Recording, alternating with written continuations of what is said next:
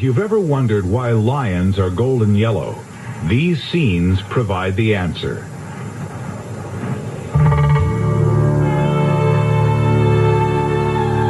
The color of a lion might be described as the color of Africa.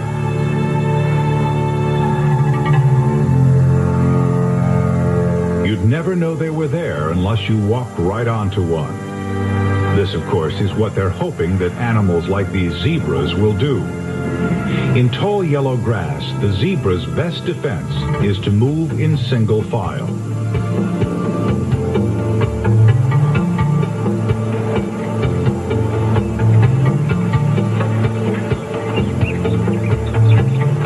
It's in more open country that hunting at pride strength really pays.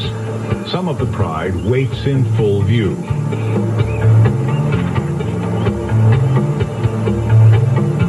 The zebra knows perfectly well that they're there. It also knows that the lions will never make it across the open ground in time to kill.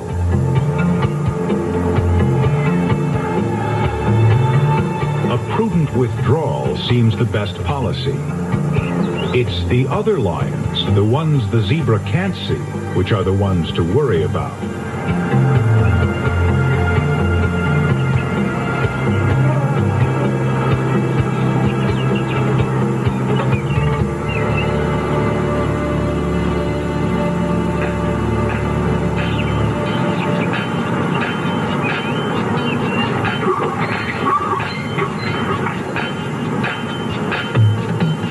Another party approaches, with them a single wildebeest.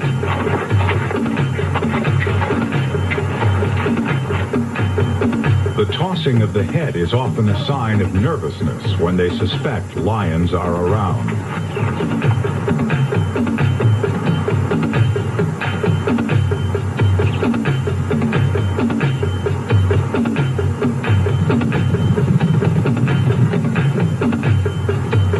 The trap is about to be sprung.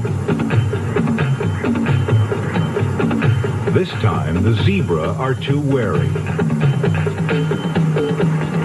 But the lone wildebeest looks like a better opportunity.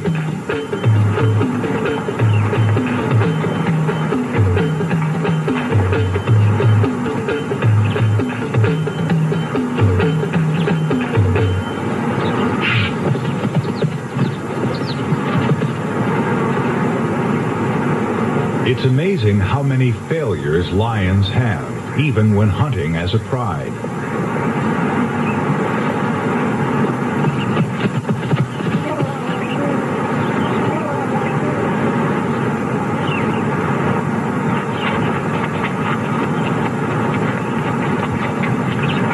The ambush is laid beside a water hole at the edge of the Etosha Pan. A steady stream of animals can be expected as they come to drink. This time, the target is well within range and nicely compact.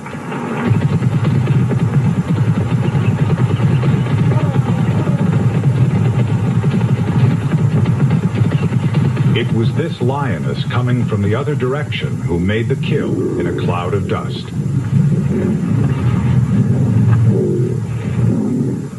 The victim once again is a yearling zebra, not so fleet-footed or experienced as the rest.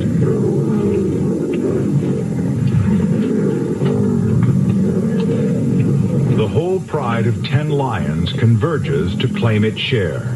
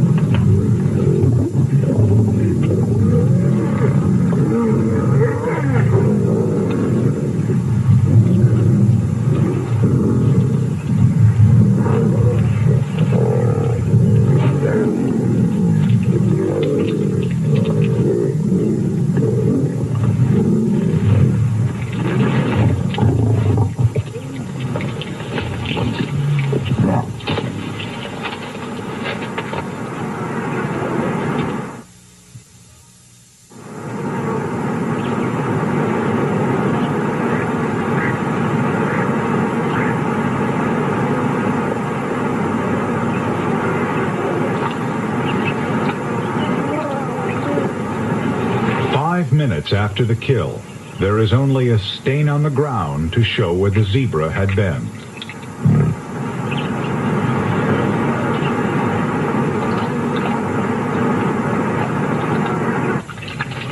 After the feast, a drink to wash it down.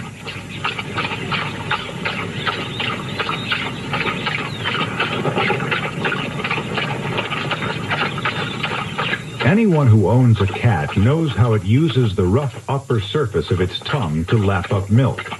A lion drinks in exactly the same way. It often drinks about a gallon at a time and takes as much as 10 minutes to lap it all up.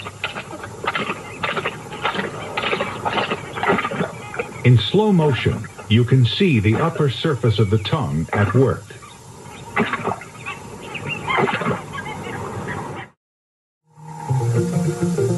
The Umbika Pride, named after one of Etosha's water holes, is dominated by two immense males, each weighing 550 pounds.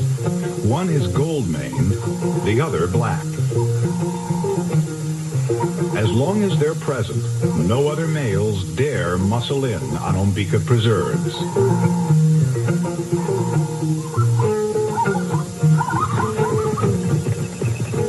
In the early morning, the pride moves down to the water hole. The zebras spot their sagging bellies and recognize that the lions have just fed, so they're not afraid. They know the lions just want an early morning drink after their feast. You could call Umbika this pride's own water hole, but they're not necessarily in charge here.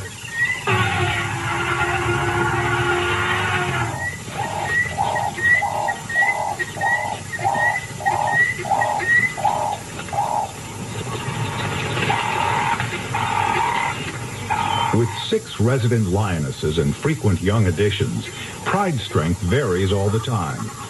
At the moment, they number 19.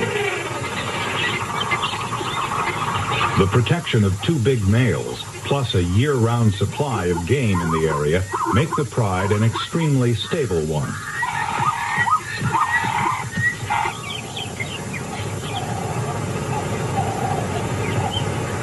The wrinkled grimace is typical of a lion detecting another lion's scent, in this case a female who is ready to mate.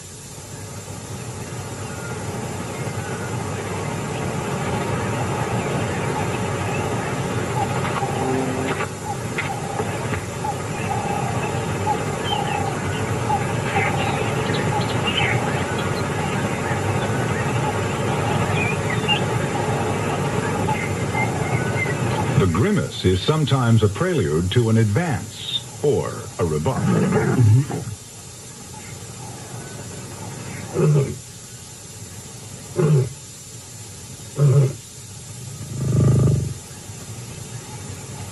But it's the lionesses who often take the initiative.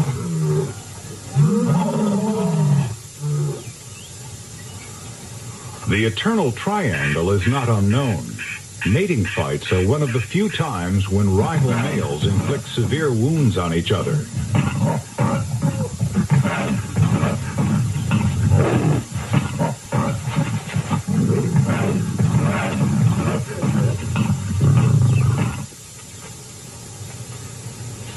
When the fight's over, the female makes the first pass.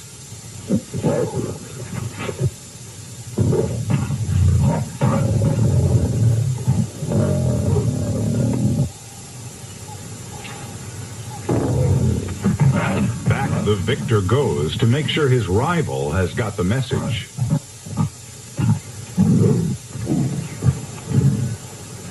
The lioness hasn't been won without some facial rearrangement to her suitor.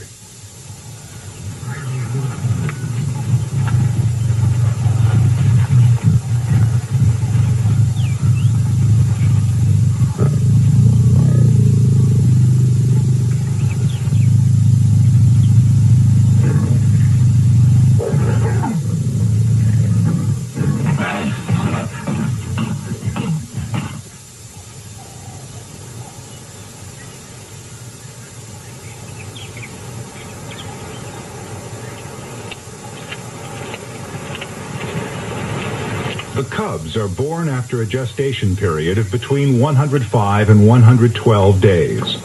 There can be any number from 1 to 7 in a litter. Just like domestic kittens, they are born blind. They're weaned at around 6 or 7 months. These ones are about 6 weeks old. There's no telling who their father is. In this pride, it could be either Black Mane or Goldie. Cubs in the same litter can have different fathers. Both big males probably mated with the same lioness.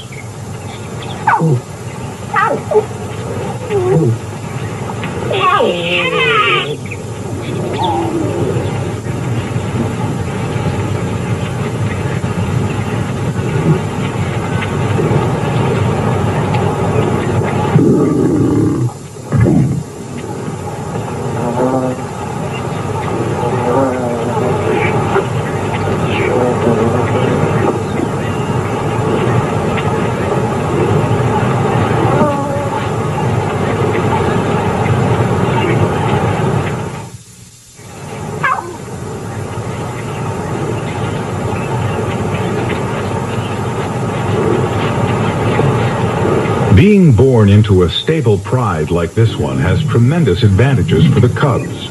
The big pride is an effective hunting group, so the cubs seldom go hungry, and the nursing mothers have plenty of milk. With 6 resident lionesses, there are usually plenty of young companions for the cubs to play with. These 3 all belong to the same mother.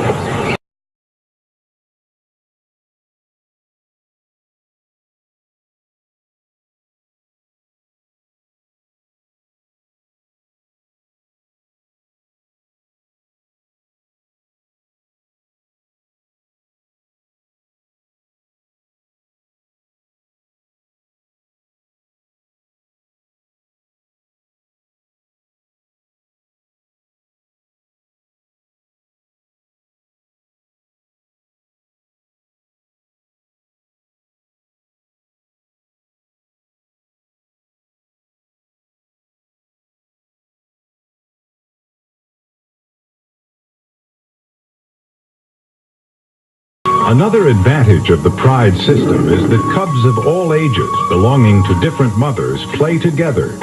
So the smallest cubs can learn the rough and tumble of life at an early age and grow up increasingly able to take care of themselves.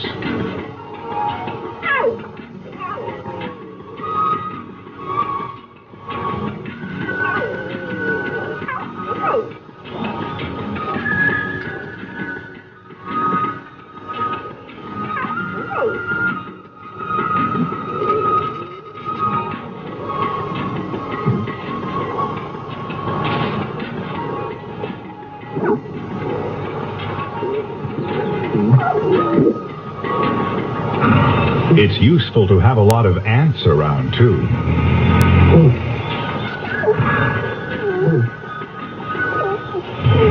Cubs know that they can appeal to almost any of the lionesses for affection and sometimes even for milk if there's another nursing mother in the pride. If they're not welcome, they're politely told to go away.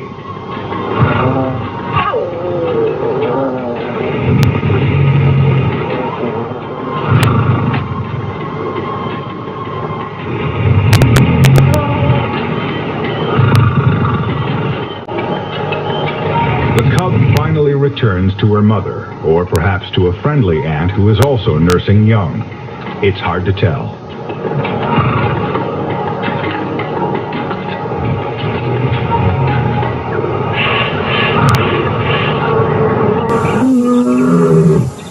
When calling up straying cubs, females usually give a series of low grunts. Here she is roaring.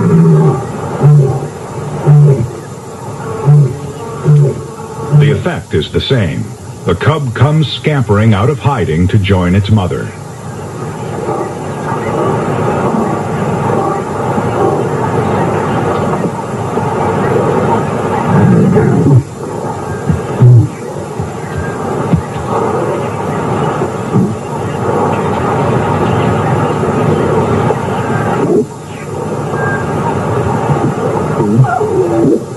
The advantage of having sisters or half-sisters willing to take care of each other's cubs becomes apparent when a mother is seriously injured, usually when hunting. Some of these cubs don't belong to this lioness, yet she's leading them to drink.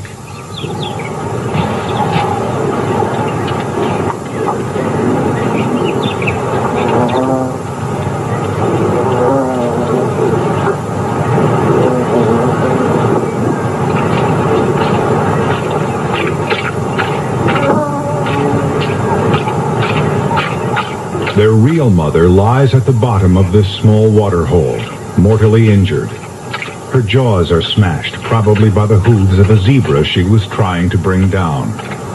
She'll no longer be able to feed herself or her cubs, but the pride system gives them a very good chance of being fed and reared by another lioness.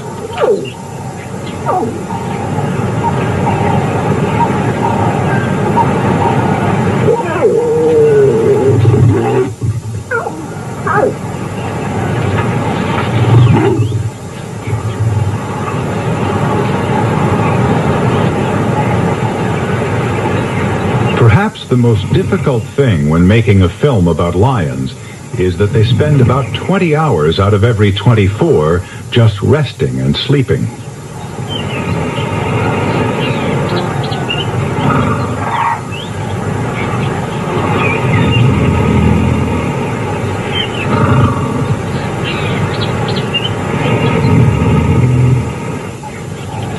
The 4 hours of activity usually occur around dawn and dusk. With the Umbika pride, dawn is the time for hunting. Dusk is often when the pride moves down to the waterhole for its evening drink.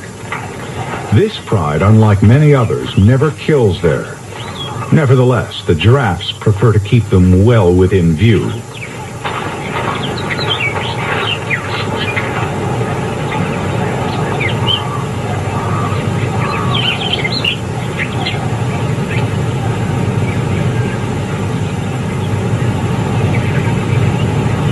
The giraffes are on the alert. They've got young with them and they're taking no chances.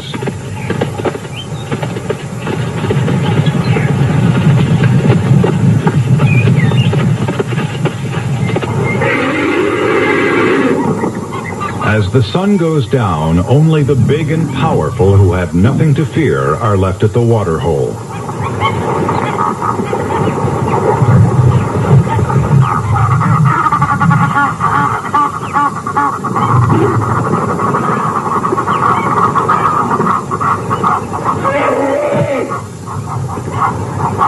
The king of beasts backs down when an elephant wants his drinking place.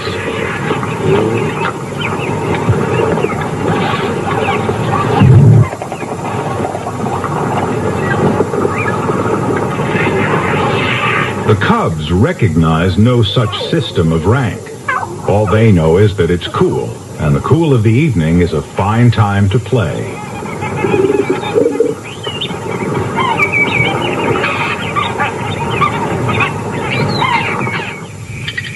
A full moon rises over the waterhole where the 19-strong Umbika pride of lions is spending the night.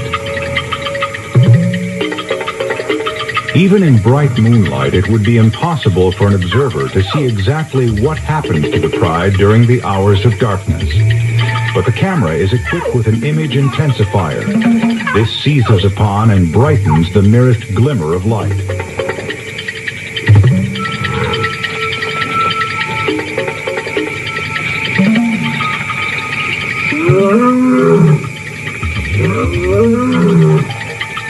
The arrival of some elephants makes a lioness uneasy for her cubs. She calls them to her.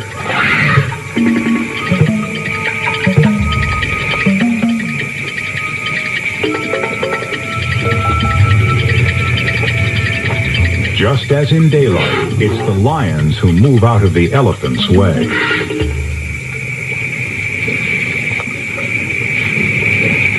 As so often, it's the young elephants who throw their weight about as if trying their strength.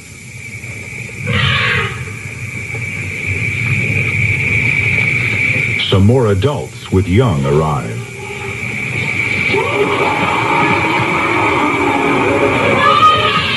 Etosha is one of the few places left in Africa where black rhinos are still fairly common. During the daytime, they're secretive and seldom seen. At night, they come to drink. They're not too keen on sharing the water hole with lions either. Even a big male like black mane begins to feel uncomfortable.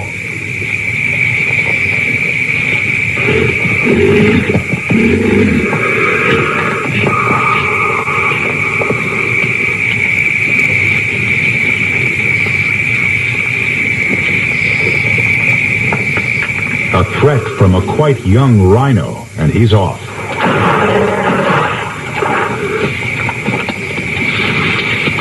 An uneasy truce follows, both sides keeping their distance.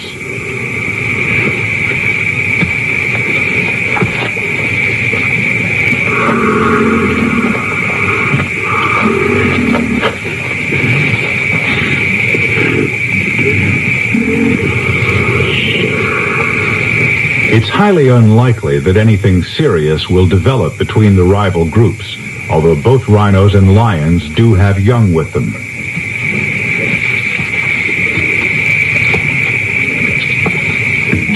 After a time, it's the lion cubs who turn the encounter into a game.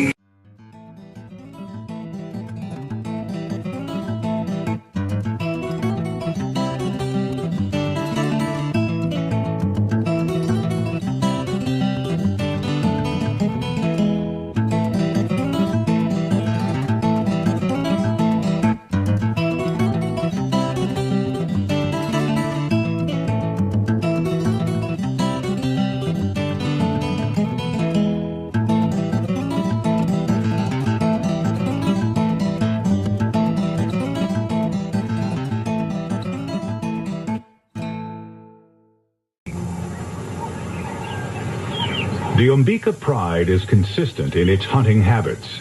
It never kills at its own water hole, and it prefers to go after its prey around dawn.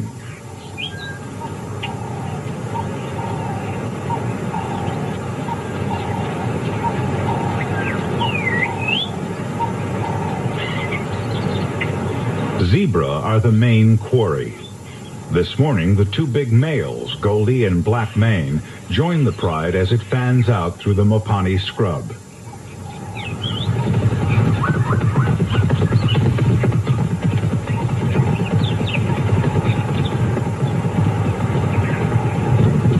The big zebra herds are wary.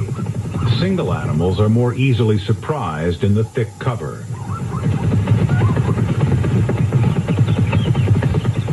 The pride is in no hurry. A steady walk is all that's required until the victim is singled out. The scattered formation will add to the quarry's confusion.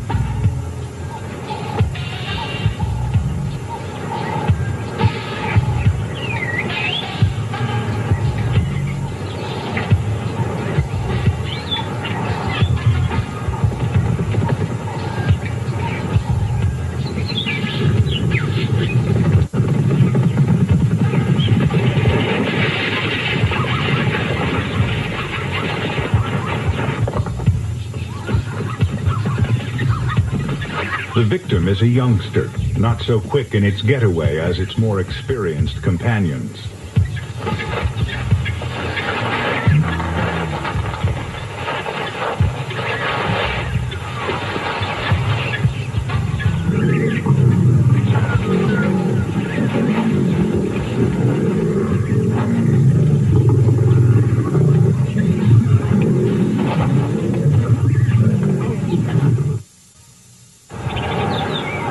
The very small cubs aren't able to keep up with the hunt.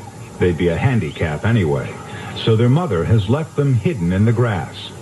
Now she walks back 2 miles to collect them and lead them to the kill.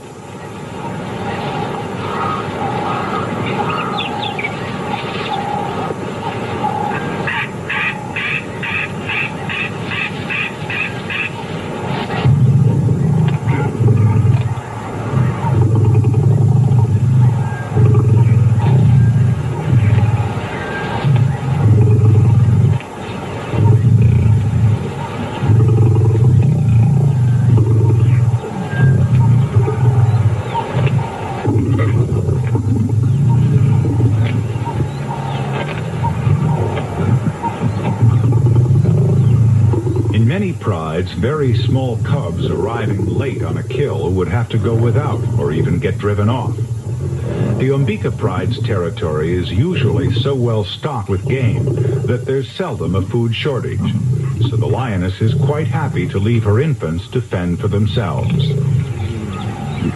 This one will have to be quick. The kill is fast disappearing.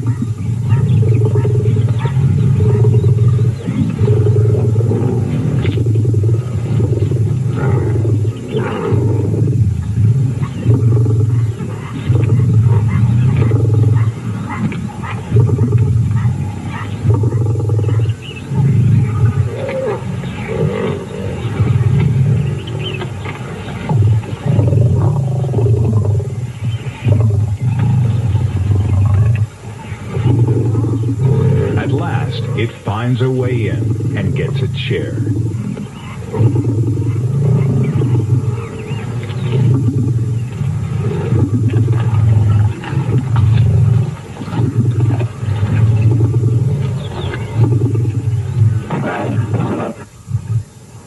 Small cubs have a lot to learn and can be a hindrance in a hunting situation. A kudu bull approaches.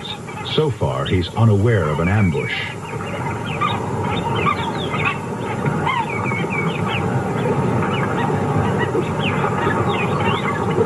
Not knowing that their mother is lining up their next meal, the cubs continue to play. The kudu is alert, but not yet scared. He wants to get to the water.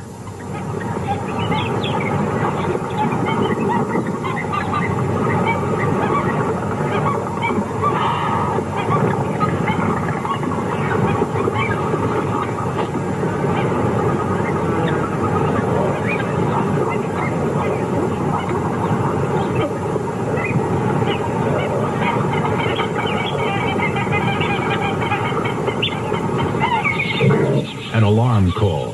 Something's given the game away.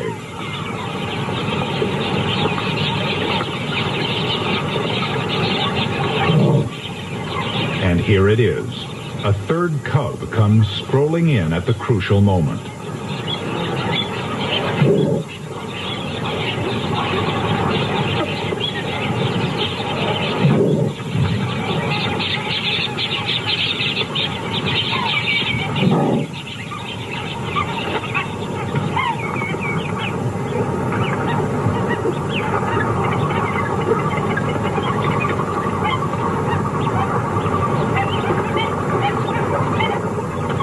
The mother resigns herself to failure. Though very young cubs are tolerated by all pride members, the mothers often get fed up with them and have to discipline their children.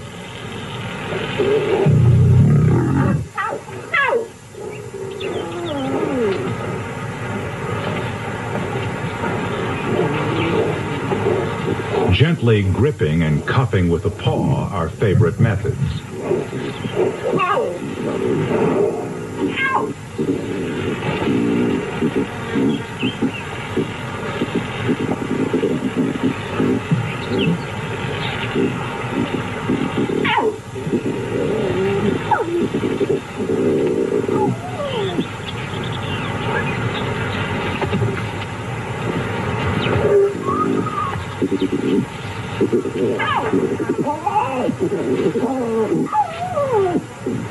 She wants to pick it up, but the cub won't cooperate.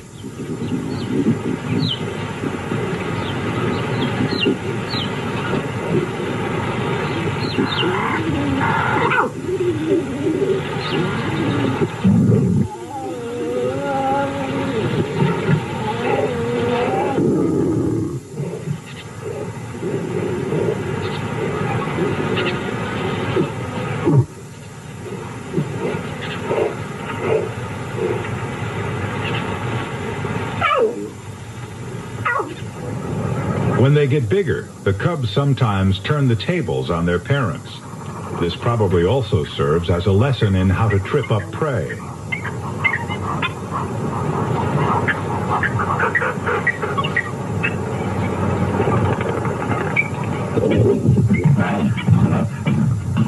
The large cub on the ground is about to receive an unusually severe lesson. A second lioness with youngster in tow arrives to assist with the disciplinary action. There's no way of knowing what the young lion has done to deserve such a reprimand.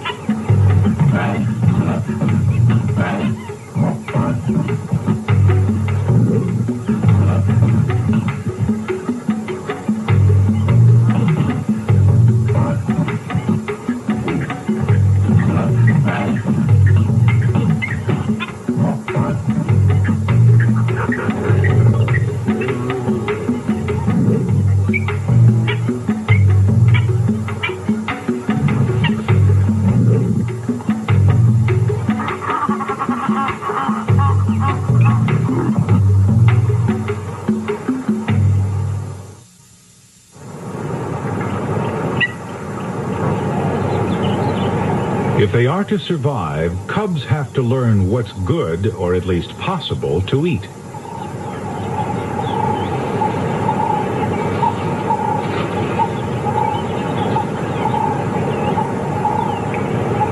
First, the mother inspects this exceptionally well-armored meal.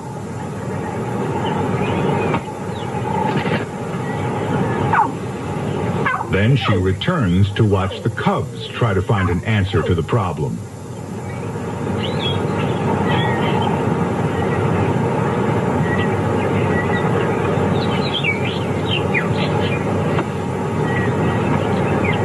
The cubs undoubtedly smell meat inside the container. They don't yet understand that claws and teeth aren't very good for extracting it. A pied crow is more hopeful. If they do succeed, there may be something in it for him.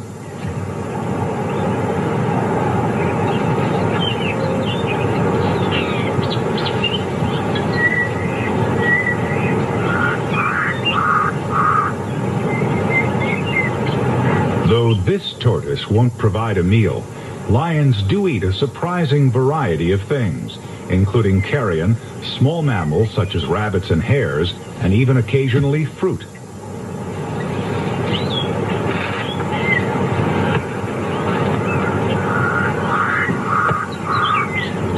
The lion cub gives up, but not the crow. Crows never give up, not as long as there's the faintest chance of a meal. But tortoises have spent many millions of years perfecting their defenses. They know that all they have to do is wait until lions or crows get fed up and go away. But there are some apparently impregnable animal defense systems which lions can penetrate.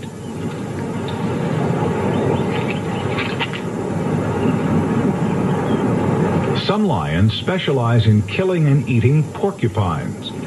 In the neighboring Kalahari Desert, porcupines are high on the list of their prey. This particular Etosha lion seems to be a porcupine expert.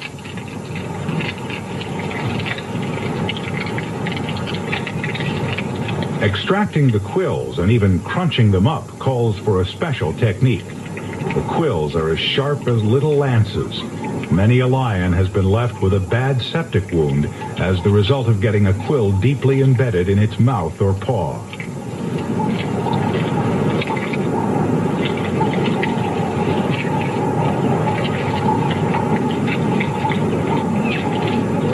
The attraction of porcupine as prey is probably that it's slow and easy to catch. An adult can weigh 40 pounds, so there's a worthwhile amount of meat on it for a single lion. With their robust sense of play, young males soon become a nuisance to the pride and are forcibly told to leave. They then become, at least for a time, lone hunters. To learn his trade, this outcast established himself by a waterhole outside his former pride's territory. Among Etosha lions, he proved a complete exception. For 3 weeks, he was dramatically unsuccessful. Here is a record of some of his more spectacular failures. It wasn't that he lacked targets.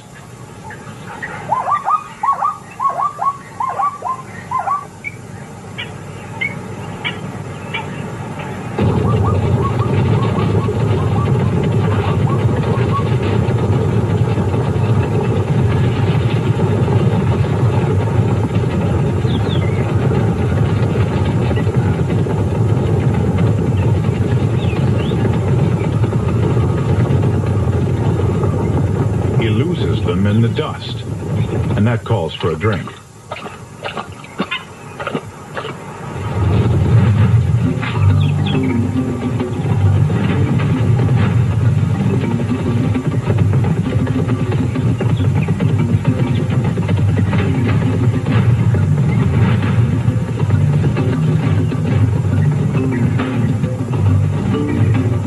Himself too much ground to cover.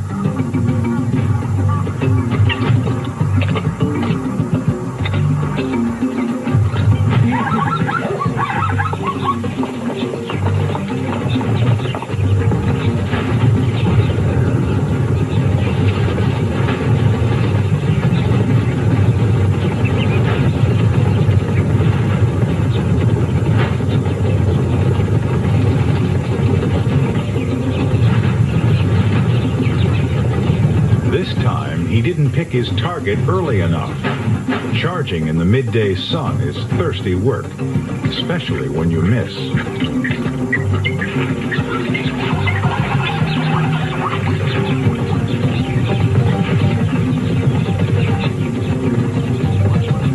A knockdown at last, but for the zebra.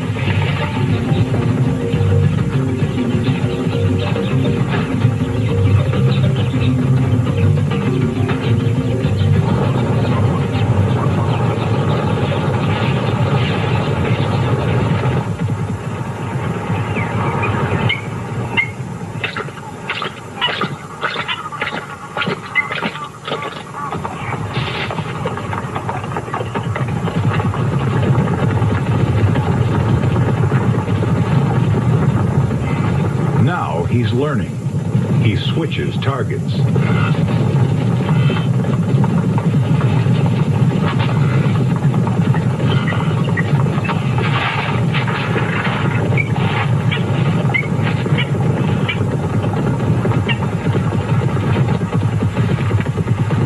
How did this young lion survive for 3 weeks until he made his first kill? He was almost certainly scavenging at night off carcasses. He was also hunting small mammals.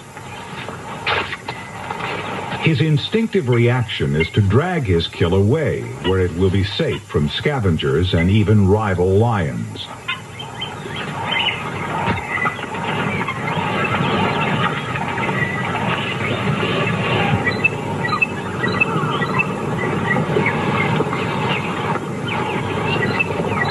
He's had plenty of time to choose the ideal spot. It's an isolated bush.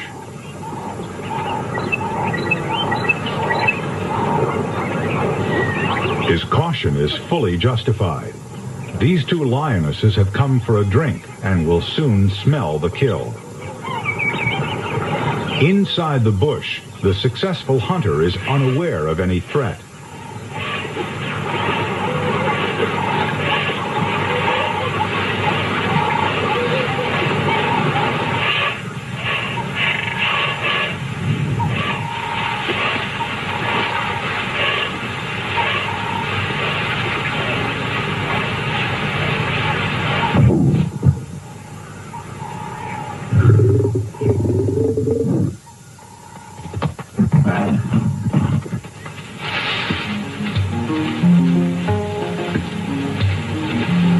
The young male has finally grown up. He can not only kill, he can also defend his spoils. We've looked at only a fraction of Etosha's lions. There are at least 500 of them in Namibia's vast national park. Their future should be secure. Unfortunately, Etosha lies only 75 miles from the Angola border, and there is always the chance of guerrilla warfare erupting in this part of Africa. The future of the lions, as well as of all other animals in Etosha, depends on the territorial ambitions of the human species.